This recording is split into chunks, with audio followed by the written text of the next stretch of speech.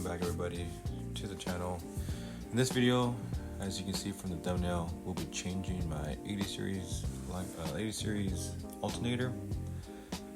And right at the start, you can see me replacing it, take it already out. But I just want to let you know that that is the wrong alternator. I got mine from Autozone. I'm pretty sure you get it from anywhere else. But I got the wrong one, and you'll see right here what is the correct one to get. And it is the top one, the 14836. And I got the bottom one mainly because it had a better, it was 90 amperage, and the top one was 80 amperage. And with the battery I have, I wanted to get the higher amperage, but it didn't work out. So I had to go back to AutoZone to get the correct one. But here you'll be seeing now that I'll be taking out my old one. And how I found out it was bad is when I went somewhere, turned it off, got back into the truck and tried to turn it back on, and it didn't work. It did not start.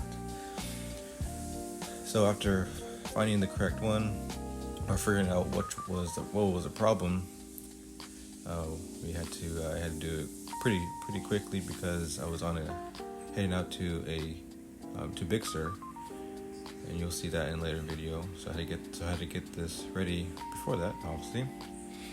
So now you'll see me just took off the plug and then negative.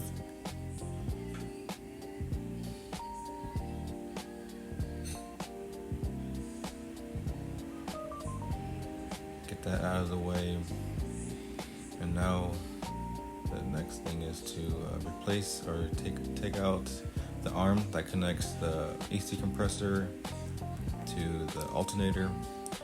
Pretty simple. It does have a lot of tension on it, especially the bottom one will have a lot of tension on it, but that's just how it is. I made sure when I was gonna take this off, it's not gonna pop out or something's gonna happen, but no, just keep on taking it off and it will eventually come off. And you probably have to move the AC compressor up a little bit, and then it'll slide out. Nothing too crazy here.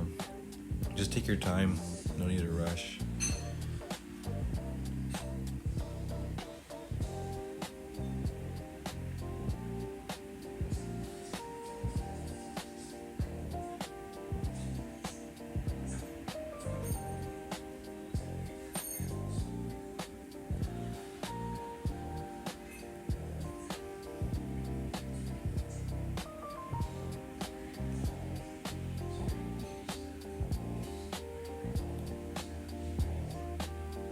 Got that out now, so now we're going to work on to get the belt off the compressor.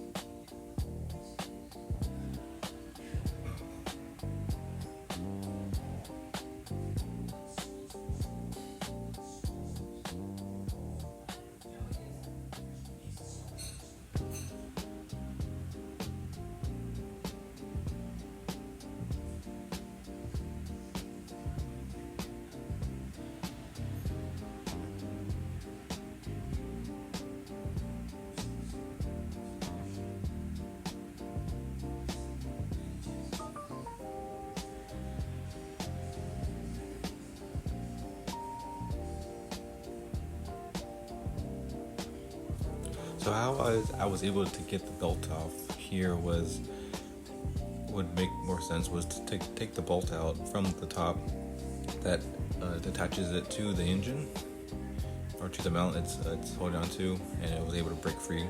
So just to make your life easier, just take the bolt out, able to wiggle it, and the belt will just come off, and I will be able to get to the alternator. And here, at least for me, the bolts weren't bad to take off. I weren't seized on or anything like that, but the bottom one was kind of hard to take off.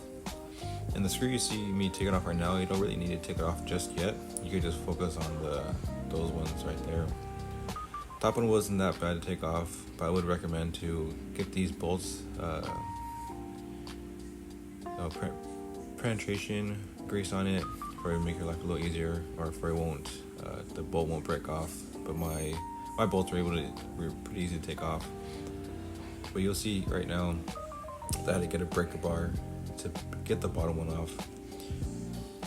Was a little nervous, but I was able to get it and to able to take it off.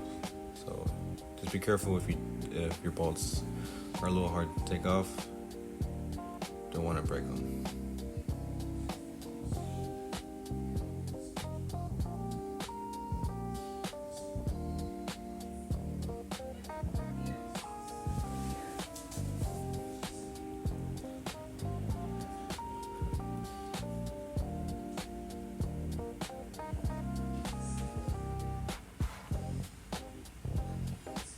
Now you can just take it out, take off the belt, and with this one, or with my alternator, I forgot there was the bolt and the nut was underneath. Forgot to take that out. It was pretty easy. For some reason, the nut behind it was off already, and I was driving this for a long time. Did not know that. So just be careful. Make sure your bolts are tight enough for they won't fall off and you won't lose the nut, or the alternator might come loose, obviously. So just able to wiggle loose, maneuver it away before you take it out, and it should come out just like that. It is pretty heavy. So now you'll see me put in the wrong alternator, and in my mind I was trying to figure out a way to see if it would work, but that top hole right there didn't line up with the bracket. It needed to have tension on it. So, and also the bottom of the alternator didn't fit, obviously. So I had to make a trip, go back to Autozone, exchange it, all that stuff. So now we're back at it, putting in the correct one, fit correctly.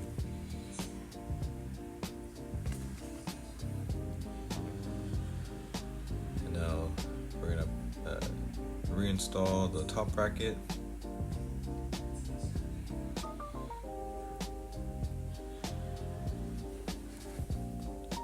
So I put in those 2 bolts first, and then it was a little easier to put in the middle bolt for that bracket.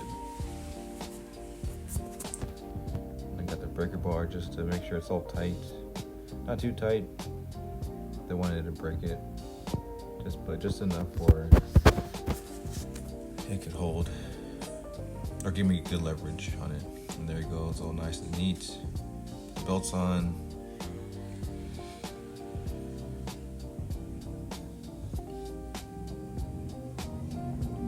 So now we'll put on the connector, and as you can see later in this video, to connect the negative first before you put in the plug. Gives you better room to put the negative back on.